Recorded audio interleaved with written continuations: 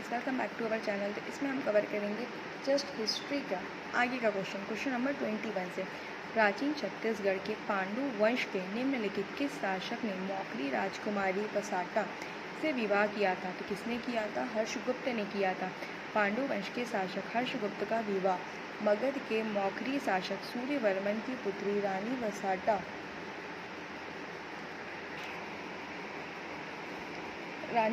से हुआ था। रानी वसाटा ने हर्षगुप्त की मृत्यु के बाद उसकी स्मृति में सिरपुर में विष्णु मंदिर का निर्माण कराया, जो कि आज लक्ष्मण मंदिर के नाम से जाना जाता है। क्वेश्चन नंबर 22, निम्नलिखित कथन पढ़िए। फर्स्ट बोल रहे हैं प्राचीन छत्तीसगढ़ का उत्तरी भाग मौर्य साम्राज्य में सम्मिलित था। सेकेंड है सरगुजा क्षेत्र की सीता बेंगरा और जोगीमारा गुफाओं में ब्राह्मी लिपि के मौर्यकालीन अभिलेख प्राप्त हुए। थर्ड, अशोक के कलिंग अभिलेख से भी इसकी पुष्टि होती है। तो इसका फर्स्ट और सेकंड सही है। फर्स्ट बात, जो प्राचीन छत्तीसगढ़ का उत्तरी भाग मौर्य साम्राज्य में सम्मिलित था, ये करेक्ट है। एंड सेकंड वन, सरगुजा क्षेत्र की सीता बेंगरा और जोगीमारा गुफाओं में ब्राह्मी लिपि के मौर्यकालीन अभिलेख प्राप्त हुए हैं, ये भी करेक्ट है। अब यहाँ पे देखेंगे व्याख्या। सरगुजा जिले के रामगिरी पहाड़ी में स्थित सीता बेंगरा एवं जोगीमारा गुफा को मौर्यकालीन माना जाता है। जोगीमारा गुफा से मौर्यकालीन लेख प्राप्त हुआ, जिसमें देवदासी सुतनुका तथा देवदत्त के प्रेम प्रसंग का उल्लेख है। इस लेख की भाषा पाली तथा लिपि ब्राह्मी है। क्वेश्चन नंबर 23, निम्न कथन को पढ़िए। समुद्रगुप्त की प्रयाग प्रशस्ति में छत्तीसगढ़ को कौशल कहा गया, करेक्ट। सेकंड लिखा है समुद्रगुप्त ने अपने दक्षिणी अभियान में कौशल के राजा महेंद्र को पराजित किया था। एंड थर्ड वाली बात लिखी है, उसने उस राज्य को अपने राज्य में सम्मिलित कर लिया। तो यहाँ पे फर्स्ट और सेकंड सही है। समुद्रगुप्त की प्रयाग प्रशस्ति में छत्तीसगढ़ को कौशल कहा गया और समुद्रगुप्त ने अपने दक्षिणी अभियान में कौशल के राजा महेंद्र को पराजित किया था। अब हरिसेन द्वारा रचित प्रयाग प्रशस्ति में समुद्रगुप्त ने दक्षिणापथ अभियान हरिसेन द्वारा रचित प्रयाग प्रशस्ति में समुद्रगुप्त के दक्षिणापथ अभियान के बारे में बताया गया, जिसके अनुसार समुद्रगुप्त ने कोसल के शासक महेंद्र तथा महाकांतर के शासक व्याघ्रराज को पराजित किया। अब यहाँ पे सूची फर्स्ट और सूची सेकंड, ये दोनों को मैच करना है। यहाँ पे ऑप्शन सी है आंसर, ठीक है। मतलब फर्स्ट का राजर्षि तुल्य कुल वंश का होगा भीमसेन प्रथम, नल वंश का भौदत्त वर्मा, शरभपुरीय वंश प्रसन्नमात्र, पांडु वंश का हो जाएगा तीवरदेव। अब है सूर दैत प्रथम विभीषण आदि राजर्षि तुल्य वंश के शासक थे। भौदत्त वर्मन, स्कंद वर्मन, विलासतुंग आदि नल वंश के शासक थे। नरेंद्र, प्रसन्नमात्र, सुखदेवराज आदि शरभपुरी शासक थे, जबकि तीवरदेव, हर्षगुप्त, बाला अर्जुन, महाशिवगुप्त आदि पांडु वंश के शासक थे। निम्नलिखित में से कौन सा शासक छिंदक नागवंश से संबंधित थे? तो कौन संबंधित था? ऑप्शन डी, मतलब फर्स्ट, थर्ड और फोर्थ, सोमेश्वर देव, कन्हर देव और जयसिंह देव। इसकी व्याख्या देखेंगे। छिंदक नागवंश के प्रमुख शासक सोमेश्वर देव, कन्हर देव, जयसिंह देव, नरसिंह देव, हरिश्चंद्र देव आदि थे, जबकि गोपाल देव फणी नागवंशी शासक थे। निम्नलिखित में से कौन सी जोड़ी छत्तीसगढ़ का प्राचीन स्थापत्य एवं राजवंश सुमेलित है? तो यहाँ पे इसका आंसर विलोपित कर दिए हैं। देखो, तो राजिम के राजीलोचन मंदिर का निर्माण नलवंशी शासकों द्वारा, सिरपुर के लक्ष्मणेश्वर मंदिर का निर्माण पांडुवंशी शासकों द्वारा, तालागांव के देवरानी जेठानी मंदिर का निर्माण शरभपुरी शासकों द्वारा तथा चौरागांव के मड़वा महल का निर्माण फड़ी नागवंशी शासकों द्वारा कराया गया। मल्हार के पातालेश्वर मंदिर का निर्माण सोमराज नामक ब्राह्मण द्वारा कराया गया। दो विकल्प सही होने के कारण आयोग द्वारा उत्तर विलोपित कर दिया गया। बस्तर के छिंदक नागवंश से संबंधित निम्नलिखित शासक थे, तो कौन कौन से थे? सोमेश्वर देव, कन्हर देव और जयसिंह देव। सोमेश्वर देव, कन्हर देव तथा जयसिंह देव बस्तर के छिंदक नागवंश से संबंधित थे, जबकि गोपाल देव कवर्धा के फणी नागवंश के शासक थे। निम्नलिखित कथन को पढ़िए। फर्स्ट दिया समुद्रगुप्त की प्रयाग प्रशस्ति में छत्तीसगढ़ को कौशल कहा गया है। सेकंड दिया स्टेटमेंट, समुद्रगुप्त ने अपनी दक्षिण अभियान में कौशल के राजा महेंद्र को पराजित किया था। एंड थर्ड स्टेटमेंट लिखा, उसने इस राज्य को अपने साम्राज्य में सम्मिलित कर लिया। तो सही उत्तर क्या हो जाएगा? ऑप्शन बी, फर्स्ट और सेकेंड।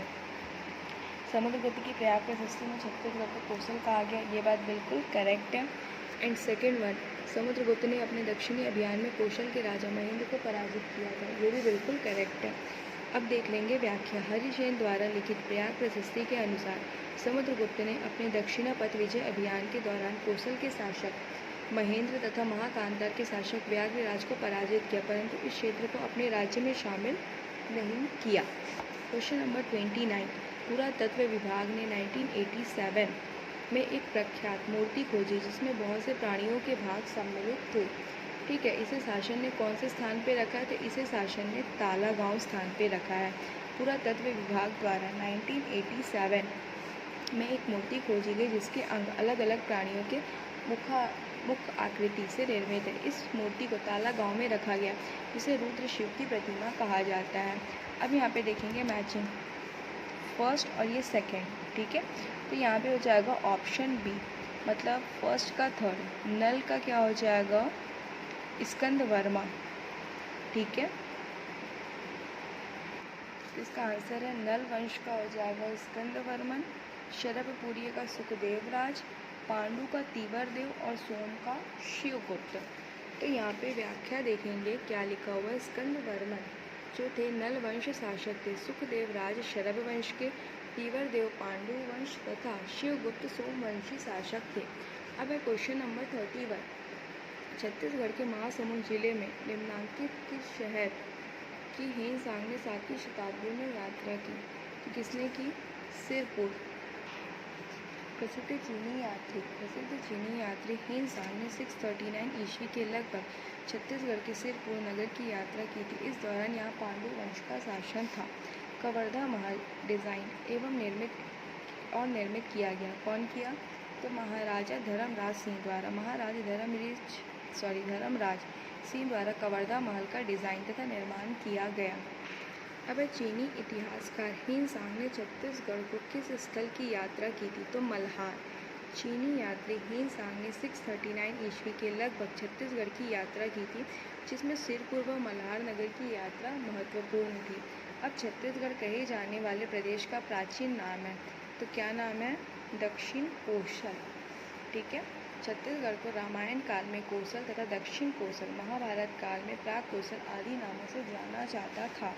शरभपुरी अमरार्य कुल के शासक किस धर्म का पालन करते थे? तो वैष्णव धर्म का करते थे। शरभपुरी वंश के शासक वैष्णव धर्म का पालन करते थे। फिर शरभपुरी शासकों की राजधानी थी, क्या थी? श्रीपुर। शरभपुरी शासकों की राजधानी श्रीपुर या फिर सिरपुर थी। फिर प्राचीन राजवंश और ये उनके शासक, तो ऑप्शन बी राजर्षि तुल्यबल, भीमसेन, शरभपुरी, प्रसन्नमात्र, पांडु वंश, महाशिवगुप्त, नल वंश, भवदत्त वर्मन।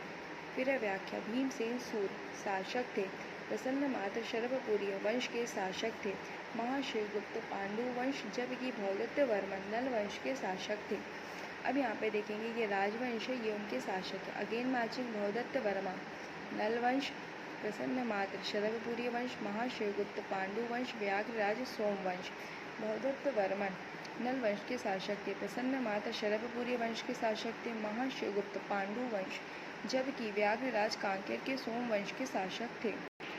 अब यहाँ पे अगेन मैचिंग है। ये राजवंश और ये शासक। नल वंश भवदत्त वर्मा, शरभपुरी वंश प्रसन्नमात्र, पांडु वंश हर्षगुप्त, सोनपुर का सोमवंश, महाभवगुप्त।